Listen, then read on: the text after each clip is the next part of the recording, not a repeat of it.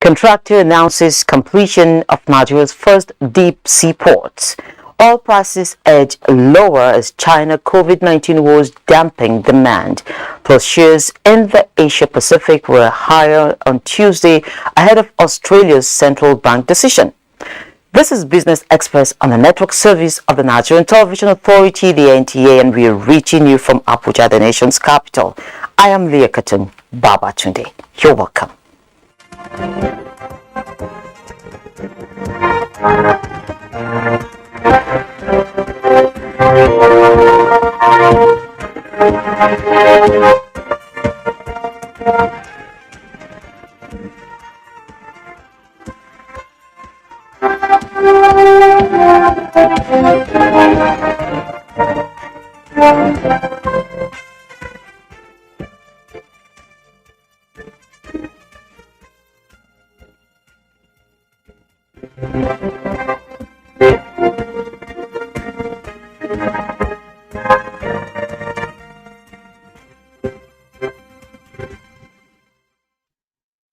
We begin the business of the day by informing you that the Revenue Mobilization Allocation and Fiscal Commission (RAMFAC) says it has begun consultation with stakeholders with a view to reviewing public office holders' pay. As such, the agency noted it would engage critical stakeholders to determine if the remuneration for political, public, and judicial office holders should be increased or decreased. So still on money matters, let's see how the Naira is exchanging for other international currencies at CBN official rate.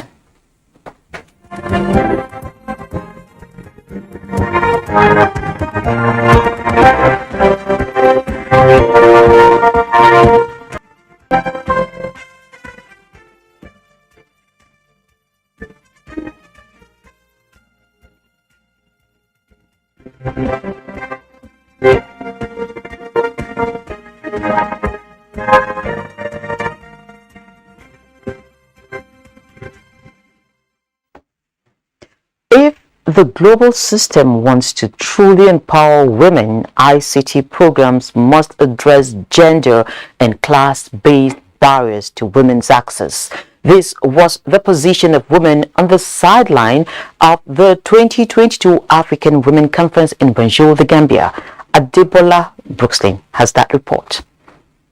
It is an established fact that science, technology, and innovation are key drivers of the increasingly global and digital society. The African women said less than 30% of science, technology, engineering, and mathematics professionals are women, and that with the inequality persisting through the 21st century, the need for diversity, equity, and inclusion of women in STEM is there. I believe a woman with a laptop is more powerful than a man with a gun.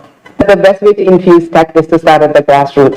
Introduce people to tech in the most simplest form, and they will adopt it and pass it on. Women are not only an integral part of society, but they constitute the productive base of our economies. No matter their gender, it is my hope that everyone here is an agent of change. Although some African leaders have identified ways to use ICT in the promotion of gender equality and women empowerment. We've gotten a lot of positive feedbacks, and people are responding and letting us know that this new medium is actually working for them, and they are happy with what President Muhammadu Buhari is doing for the country.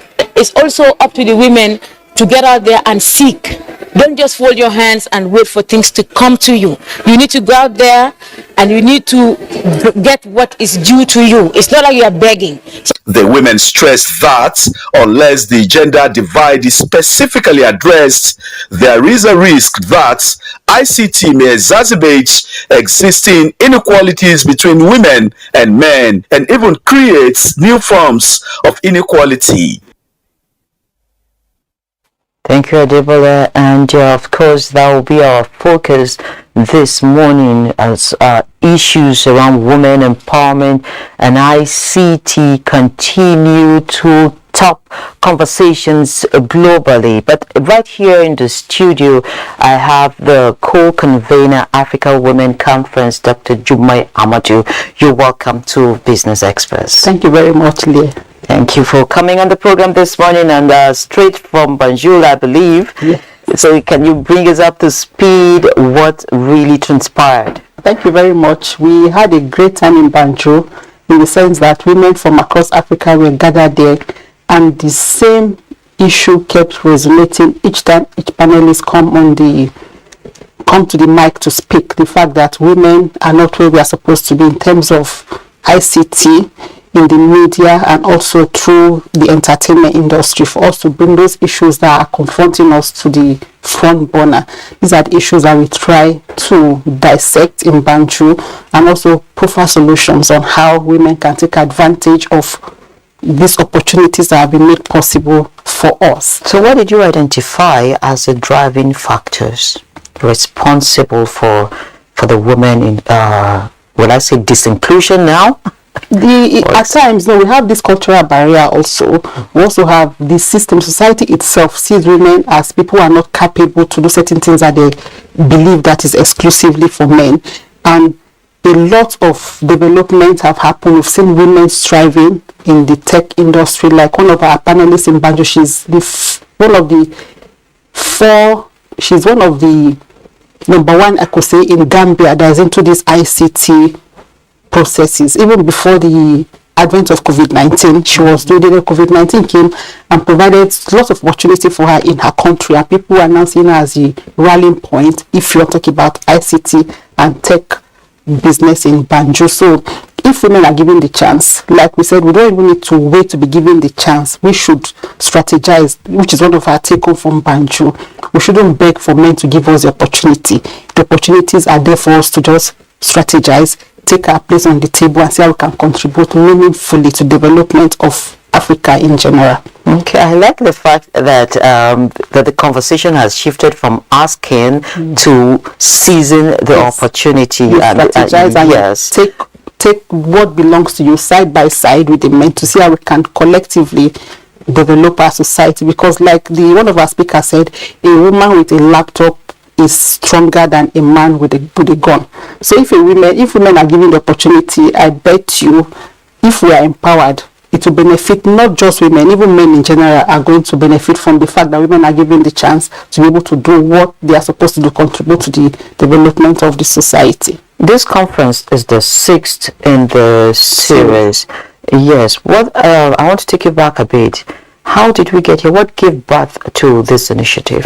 Thank you very much. If you recall, every year, the month of March is dedicated to women across the globe by United Nations. So we travel to the UN every year for the United Nations Commission on the Status of Women Conference. What do we discuss at this meeting? People that give us solutions at these conferences, that we spend 2 whole weeks discussing issues around women, affirmative actions, what are the challenges that women are facing. But my friend and I, she's based in New York, and 2 other women from Somalia and Ethiopia, then in 2016 at the CSW event, we had a sideline with them. We realized that the solutions they are giving us from the United Nations to come to Africa are not what we can easily domesticate, because their problems are different from our problems. What can work for a woman in US cannot work for a woman in my community. And we go there, we discuss, resolutions are passed, we find it difficult to come and start implementing them. So we now said it's better for us to have what we can own. This is an African gathering by African women discussing issues that concerns African women. So the solutions that we are going to proffer from these conferences can easily be accepted and domesticated. For example, people celebrate in some part of this world divorce, but in our part of the society, whether I like it or not, women who are divorced, they face some form of stigmatization. So how can this woman be empowered to remain in her husband's house to earn for herself? If such solutions come on the table, women will be able to learn from it. And I tell you, since we started, most of the resolutions that we've been able to come up with are things that people have taken back home. They synergize, they come back, study them, and synergies have been established, relationships have been established across African countries. Come back home also. Some Nigerians that attend these conferences, they come back. from different states. They cross-carpet the information that they have gathered from this conference. Collaborations are also established and they are working, and the feedback is so enormous. So in summary, it's for us to have what we can own and say this is our own, this is how we should do it, without borrowing from any other culture, to see how we can solve our problems internally. Okay. As a domestication, how does this whatever you come up with, how does it trickle down to the various nations? So if issues are identified, we go through them, and each of the countries we've been going to, their ministers of women affairs. Unfortunately, we have the first lady of the Gambia present this year, included by science, technology, mathematics and science, able to get across to respective government agencies to ensure that these issues are dissected by the government who are concerned.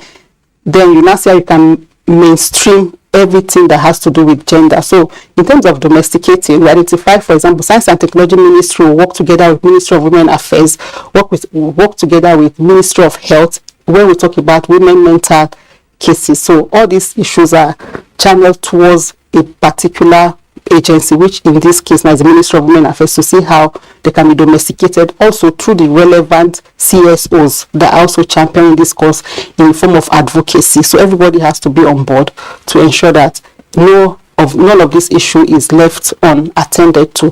The process may not happen immediately, but structures are being put in place to ensure that we liaise with them very well, which is one of our take-home from this conference, that in terms of ICT, each participant should go back to their country to see how they can liaise with all the major tech industries and companies in their countries to see how they can bring issues that affect women, how women can be empowered to use basic telephone platform to promote their businesses, which is where we are now, whether we like it or not. If you don't have a shop, if you cannot afford a shop and you have your phone, you can use your WhatsApp to be able to advertise your product, and women have to be also trained on this basic and simple means of advertisement, which is going to empower them at the end of the day. Provided your goods, we also encourage them to ensure that their packaging are very, very okay. You cannot just disturb my timeline with your product and I will not be able to identify what I should purchase from what you've sent to me. So we encourage them to package it very well and also take advantage of the opportunities that they have online to market their goods. Okay, I must sincerely thank you, Dr. Jumai Amadou, for coming on the program, and we wish you all the best in the further endeavors. Thank you very much. Okay, thank you. Thank you. So, to effectively close the skills gap in Nigeria, the federal government will collaborate more with the private sector, especially in the relevant policy formation process and the management of skills centers in the country. Vice President Yemi Osinbajo stated this at the meeting of the National Skills Council on Skills, where it was resolved to give more roles to the organized private sector as a means to closing the skills gap in the country. Based on the approval of the council, the organized private sector, represented by the Nigerian Economic Summit Group, the Manufacturers Association of Nigeria, the National Association of Chambers of Commerce, Industry, Mines and Agriculture, NASIMA, the Nigerian Association of Small and Medium Scale Enterprises, among other groups, will be integrated in the activities of the National Council on Skills. The meeting, chaired by Vice President Yemi Osinbajo, also resolved to, among other things, encourage the establishment of state councils on skills to complement and replicate efforts made at the national level in order to deeply tackle the issue of skills gap across the country. Vice President Osinbajo said it was clear the private sector has critical roles to play in resuscitating many of the skills. Next is our Surviving COVID-19 series that's put together by Adjoa again. Little printing, general printing, souvenirs, signboards, stickers, t-shirts, anything that has to do with printing.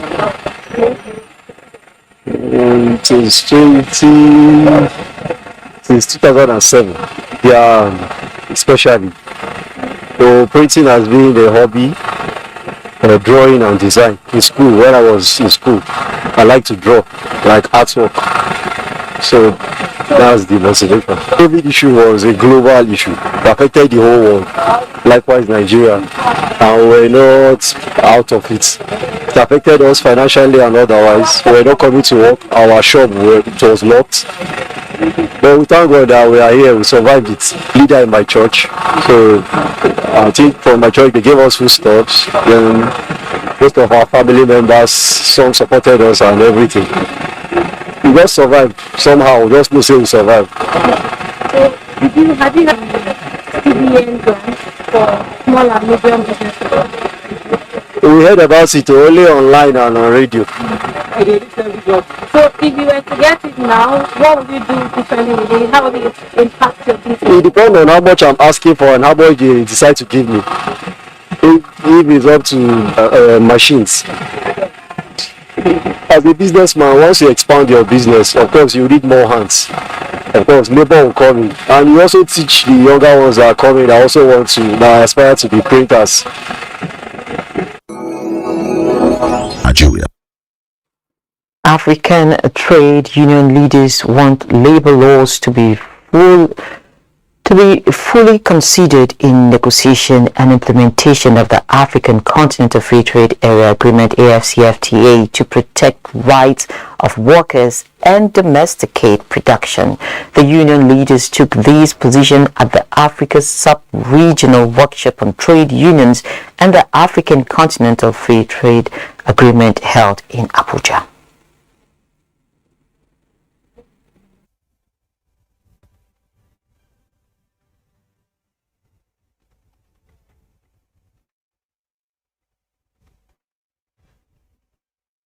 To avoid the mistakes and landmines we found in other free trade agreements, where the powerful and developed economies seek to use free trade agreements to perpetuate unequal economic relations. And also, most importantly, place the decent work agenda at the center of this engagement. We need to strive to increase our intra-regional trade beyond the standard of 14 to 15% by creating resilient value chains.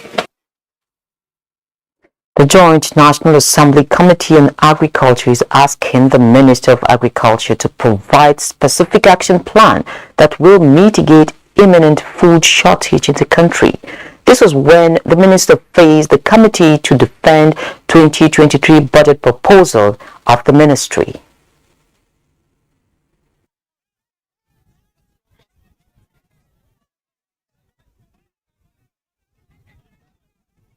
Ask the minister to give us the status analysis of those people that were affected by the floods in which the agricultural inputs and the rice other things were destroyed. The issue of food security should be the number one priority that the Ministry of Agriculture should be dealing with.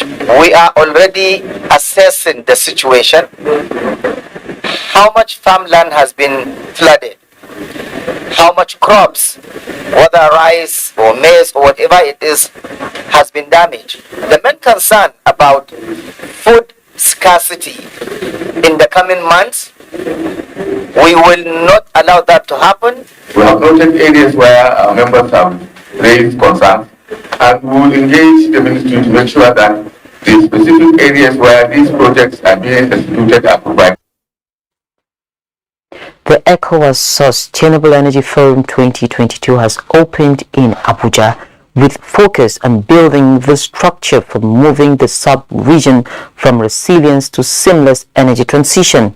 The renewable energy policy document of the Commission is up for assessment at the forum.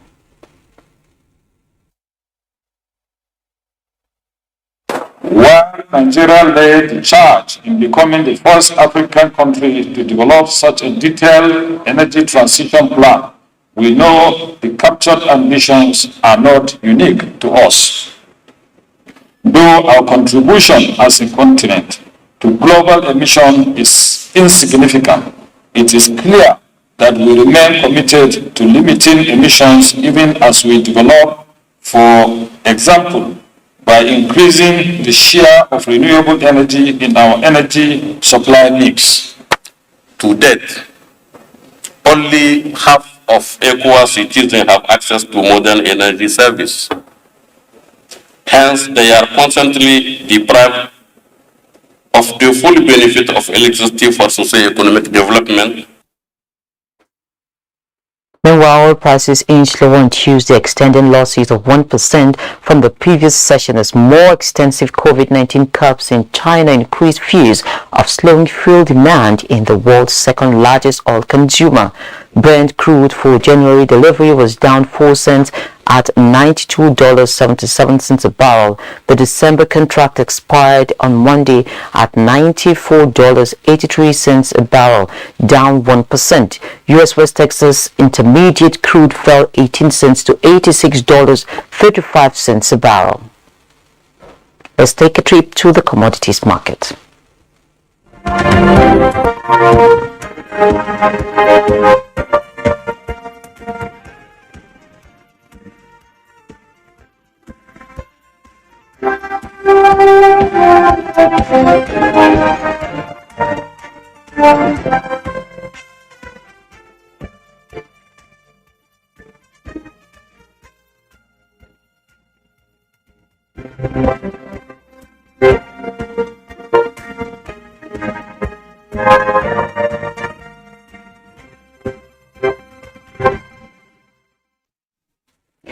And let's give you some market updates. The Nigerian bourse closed negative amidst buy interest and sell-offs as bears dominated proceedings, weighing down the broad market by 17 basis points. The all-share index depreciated to close at 43,839.08 points. In the same vein, market capitalization declined by 40.06 billion naira to close at 23.878 trillion naira, while the year-to-date returns settled at 2.6%. Not so favorable, you might say, to start off the month of November. Let's join Nneka Oko for Global Stock Market Update. U.S. stock futures advanced early Tuesday morning as traders leave behind a winning month and look ahead to the Federal Reserve's interest rate decision on Wednesday. Futures tied to the Dow Jones Industrial Average were up 0.41%. The S&P 500 rose 0.53% and Nasdaq 100 added 0.65%. Stocks in Hong Kong led gains in the Asia-Pacific section after concluding the month of October with a more than 14% loss. The Hang Seng Index in Hong Kong rose more than 5%, with the Shanghai Composite gaining 2.03% and the Nikkei 225 in Japan 0.33% higher. European markets, on their part, had a positive start to the trading session this Tuesday, with global investors focusing on the U.S. Federal Reserve's policy meeting, which begins today. The central bank is expected to hike interest rates by 75 basis points on Wednesday when its meeting concludes. Early figures from African markets are also pointing to a positive open, with the JSE Africa to 40 in South Africa already up by 1.76%, just as Namibia's overall index also gained 0.04%. Month of the year. Remember to keep in touch with us, so do send in your comments, observations and suggestions. Also be informed that all previous episodes are available on YouTube on the NTA's channel. You can also communicate with us via our various social media handles. The program returns tomorrow at 3 p.m. Have a wonderful day and God bless Nigeria. My name is Leah Katun Babatunde.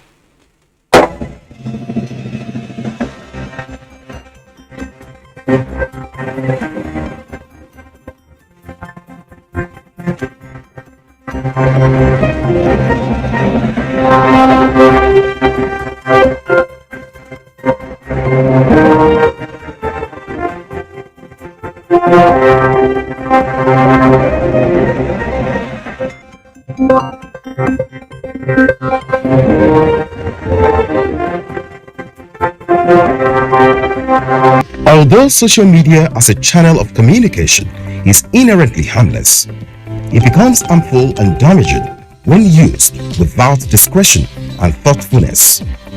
Bad social media users spread rumors and fake news without verification.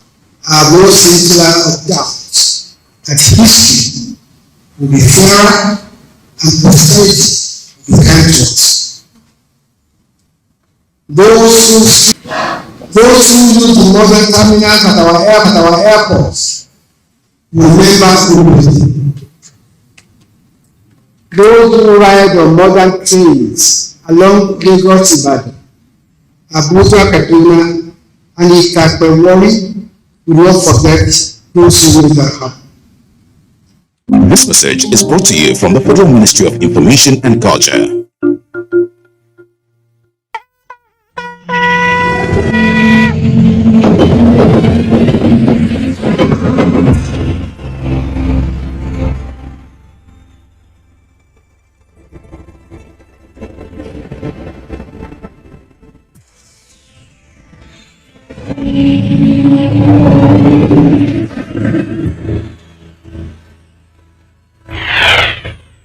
NTA, you can't beat the rich. Are you a new or an upcoming business owner? Have you been in business for so long but still look up and coming? Do you know why your growth is being stampeded or perhaps even going backwards? There could be a lot of reasons, but it's definitely not your village people. Do you know there could be things you are doing to attract failure? What could they be? Join us on Wednesday, the 2nd of November 2022, as we get to understand the tiny things that kill our businesses. Only on Conversation.